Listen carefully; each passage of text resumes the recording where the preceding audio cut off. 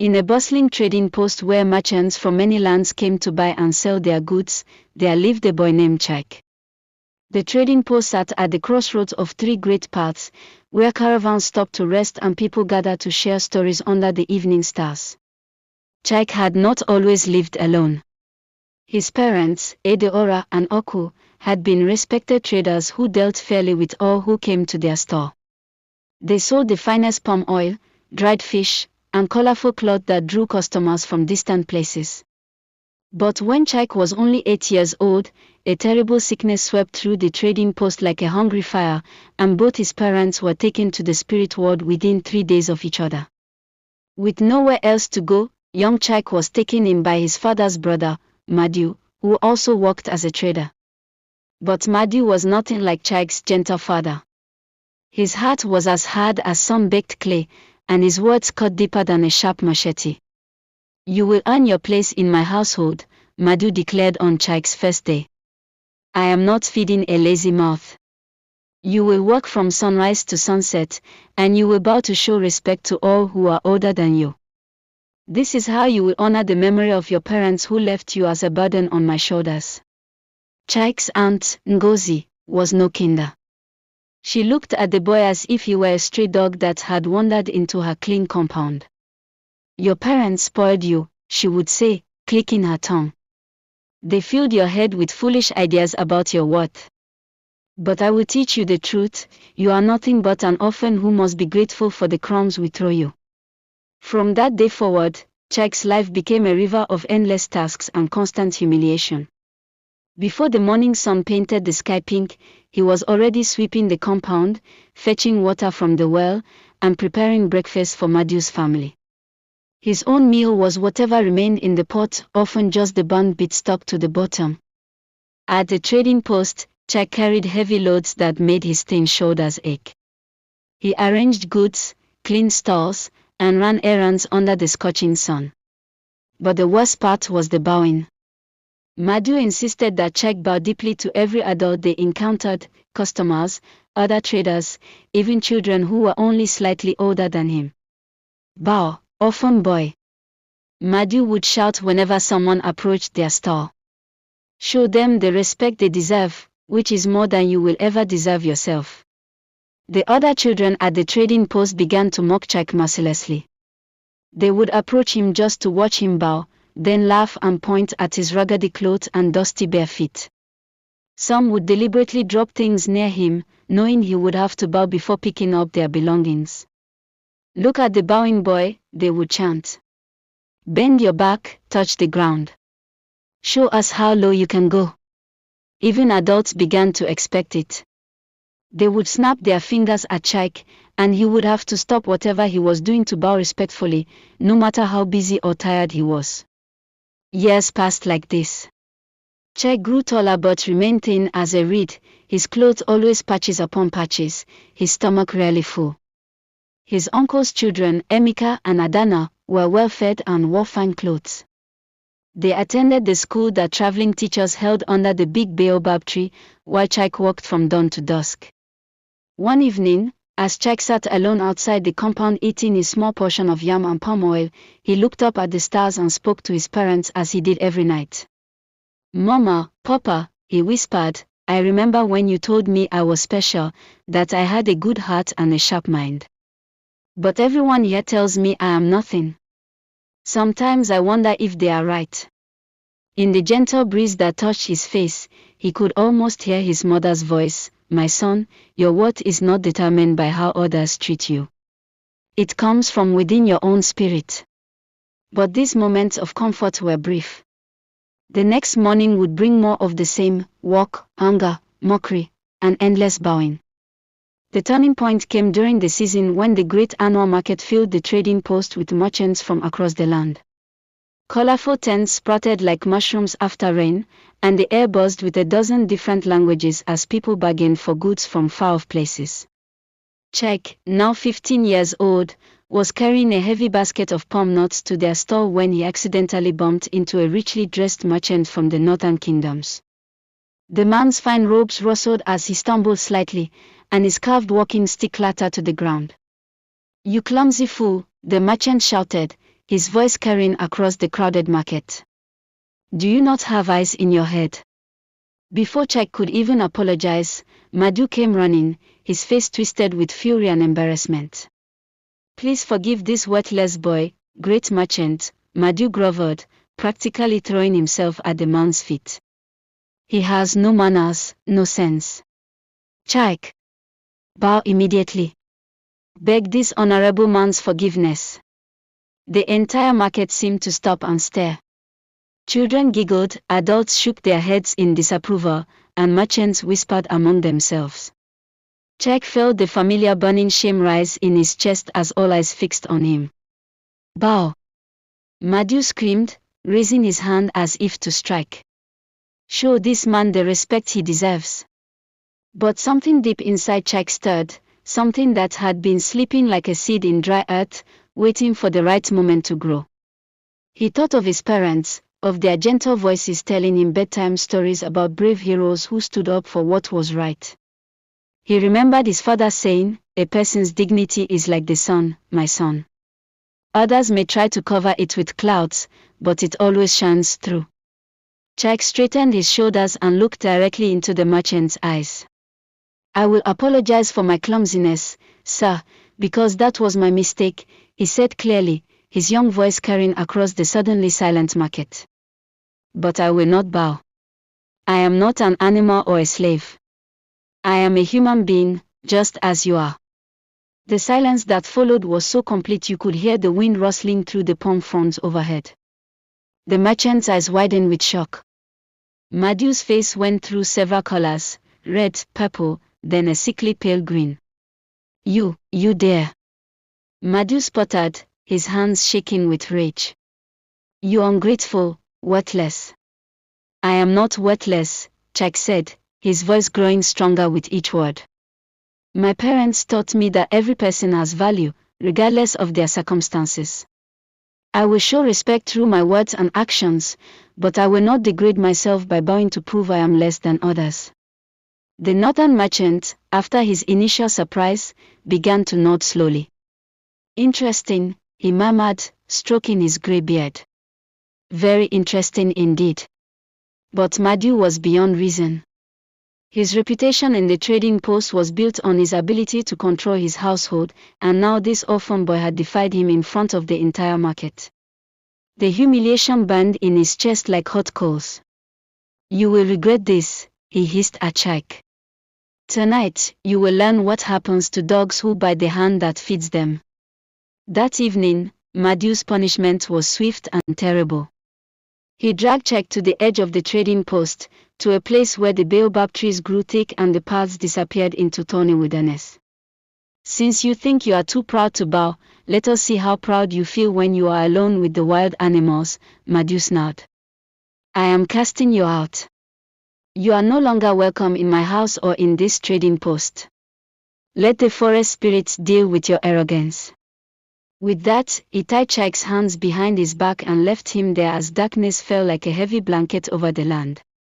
Alone in the wilderness, Jack struggled against his bonds as the sounds of the night grew louder around him. He could hear the distant roar of lions, the whooping call of hyenas, and the rustle of unknown creatures moving through the undergrowth. Fear crept up his spine like cold fingers, but he forced himself to stay calm. "I am not worthless," he repeated to himself, the words becoming a prayer. "I am not worthless." As the moon rose full and bright, casting silver light through the canopy of leaves, something extraordinary happened. The air around Jack began to shimmer and dance, and slowly, two familiar figures materialized before him. "Mama! Papa!" Jack whispered, hardly daring to believe his eyes. There stood Edeora and Oku, exactly as he remembered them, their faces glowing with love and pride. His mother's wrapper sparkled like starlight, and his father's smile was as warm as sunshine. "My brave son," Edeora said, her voice like the sound of gentle rain on leaves, "we have been watching you all these years. We saw how you endured, how you kept your good heart even when others tried to harden it.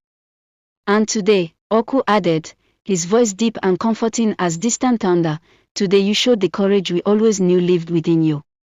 You refused to bow because you finally understood your own worth. But I am alone now, Jack said, tears streaming down his face. Uncle Madhu has cast me out, and I have nowhere to go. You are never alone, my child, his mother said, reaching out to touch his cheek with fingers that felt like warm breeze. We are always with you, and more importantly, you carry our teachings in your heart. But your trials are not over yet. Tonight, you will face a test that will determine your future. As if summoned by her words, a low growling sound echoed through the forest. From the shadow stepped the largest leopard Jack had ever seen, its golden coat spotted with black rosettes that seemed to move in the moonlight. The great cat's green eyes fixed on Jack with an intelligence that seemed almost human. Do not fear, Oku said calmly. This is Egu, the spirit guardian of this forest.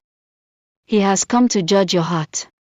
The leopard circled Jack slowly, its massive paws making no sound on the forest floor.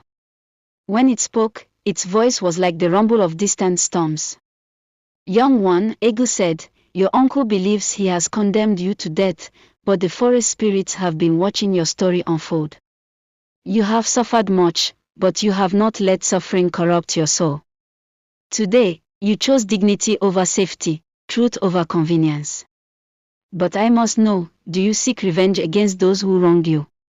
Jack considered the question carefully. He thought of all the beatings, the mockery, the endless hunger and humiliation. Part of him did want to see Madhu suffer as he had suffered. But then he remembered his parents' teachings. Great Egu, he said finally, I am angry, and I hurt, and sometimes I do wish bad things would happen to my uncle. But revenge would not heal my wounds or bring back my parents. It would only make me become like him, hard and cruel. I do not want that. And what do you wish for instead?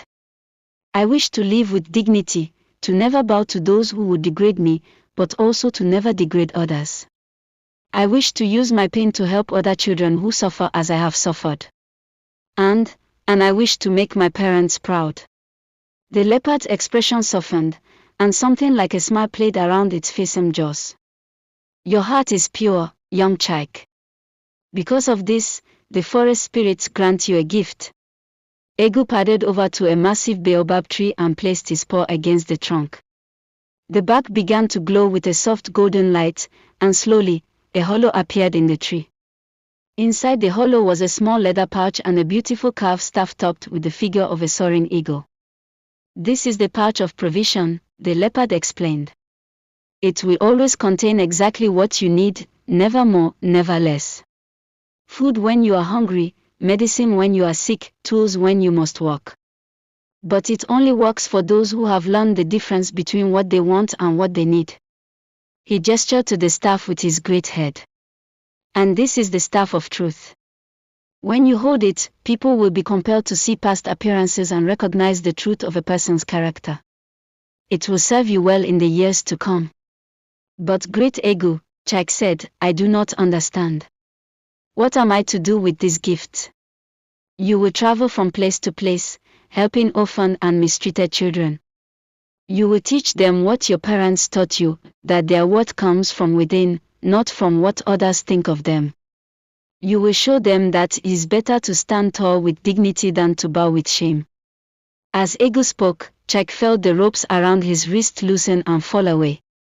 His torn clothes transformed into a simple but sturdy traveling outfit, and his bare feet found themselves wearing comfortable leather sandals.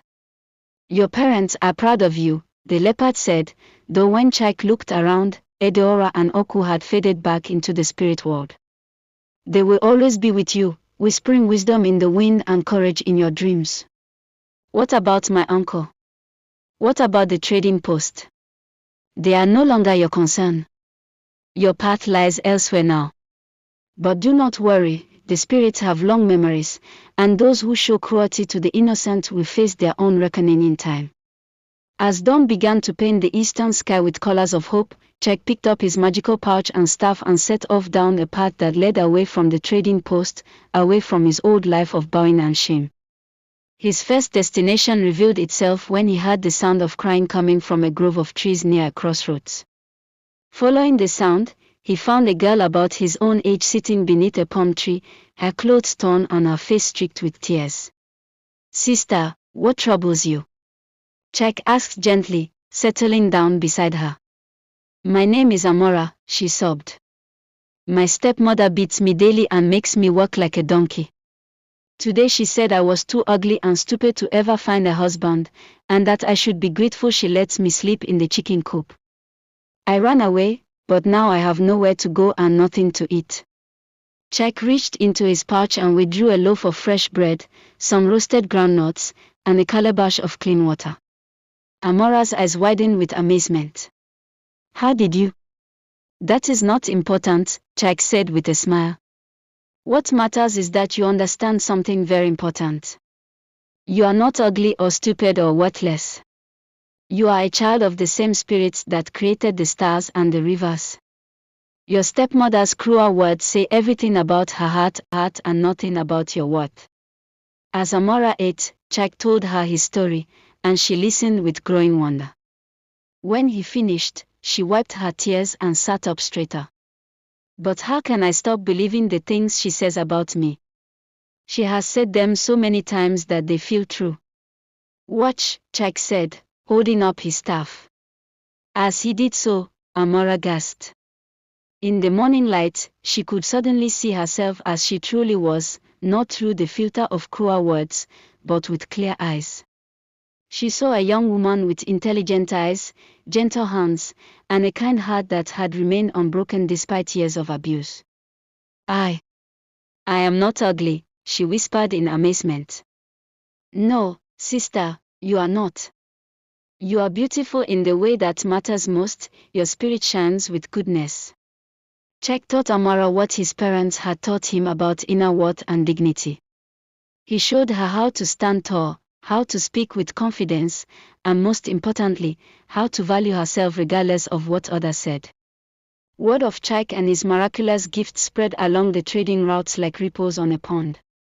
Parents who had lost children to illness came to him for comfort. Orphans sought him out for guidance. Communities plagued by bullies and tyrants called for his help. In each place, Jack's message was the same: your worth is not determined by how others treat you. It comes from your own heart, your own choices, your own courage to stand up for what is right. He helped a young boy who was mocked for his stutter learn to speak with confidence. He showed a girl who was rejected by her family for being different that her uniqueness was a gift, not a curse. He taught communities how to treat their most vulnerable members with dignity and respect. Years passed, and tales of the boy who would not bow became legend throughout the land. Some said he could appear and disappear like morning mist. Others claimed he could speak to animals and make the trees themselves listen to his wisdom. But Jack himself remained humble. Each morning, he would touch his parents' spirits in the wind and ask for guidance. Each evening, he would count not his possessions, but the number of people who had learned to value themselves. Meanwhile, back at the trading post, Madhu's life had taken a very different turn. His harsh treatment of Jack had not gone unnoticed by the spirits or by the community. Customers began to avoid his store, saying his goods felt cursed. His own children, Emika and Adana, grew up to be selfish and cruel, causing him constant trouble and shame. The northern merchant who had witnessed Jack's defiance often told the story to other traders, always ending with the same observation: "I have met many powerful men in my travels, but I have never seen power like that boy displayed, the power to remain true to himself no matter what others demanded." One day, when Jack had been traveling for nearly 10 years, he encountered a familiar figure on a dusty road. It was Madhu, but the man looked much older and more worn than his years should have made him. His clothes were patched and faded, and he walked with the bent back of someone who had carried too heavy a burden for too long. Madhu recognized Jack immediately, despite the years, and fell to his knees in the dust. "Jack," he whispered, "forgive me. I have paid for my cruelty every day since I cast you out. My business failed, my children despise me, and I am alone in my old age. I was wrong, so very wrong. Please, I beg you to forgive a foolish old man." Czech looked down at his uncle with eyes that held no anger, only sadness for all the years that had been wasted on cruelty and pride. "Uncle," he said gently, helping Madu to his feet, "I forgave you long ago. Hatred is too heavy a burden to carry on a long journey." From his magical pouch, Czech withdrew food and water and shared them with Madu. They sat together under acacia tree as the sun set, and Czech spoke of forgiveness, redemption, and the possibility of change. "It is never too late to choose kindness," he told his uncle. "Never too late to treat others with the dignity you wish for yourself." When they parted the next morning, Madu walked away a different man. He spent his remaining years working to help orphan children, trying to undo some of the harm he had caused. As for Czech, he continued his mission until he was an old man with silver in his hair and wisdom lines around his eyes. When his time on earth finally came to an end, he was surrounded by dozens of people whose lives he had touched, former orphans who had become teachers, healers, and leaders, all carrying forward the message that every human being deserves to be treated with dignity. They say that when Czech passed into the spirit world, he was greeted not only by his beloved parents but by all the ancestors who had fought for justice and dignity throughout history. And they say that his spirit still walks the trading routes and crossroads, appearing to those who need to remember their own worth. The people of that land still tell this story to their children, and when they do, they always end with the same lesson: remember, little ones, you must show respect to others, but you must also respect yourself. No one has the right to make you bow and feel ashamed of who you are. Stand tall, speak truth, and never forget that your worth comes from within. And in the trading post and markets where people gather to this day, when someone tries to make another person bow in shame, there are always those who remember Czech's story and say, "No. Every person deserves dignity. Every person deserves respect." For this is the greatest magic of all, not potions or spells or miraculous pouches, but the simple, powerful truth that when we recognize our own worth, we make it easier for others to recognize theirs. And when enough people understand this truth, the whole world becomes a little more kind, a little more just, and a little more worthy of the children who will inherit it. The boy who refused to bow became the man who taught others to stand tall, and his story lives on in every act of courage, every moment of self-respect, and every time someone chooses dignity over degradation. This is how legends are born, not from magic swords or golden treasures, but from the simple decision to value yourself and others as the precious spirits you all are.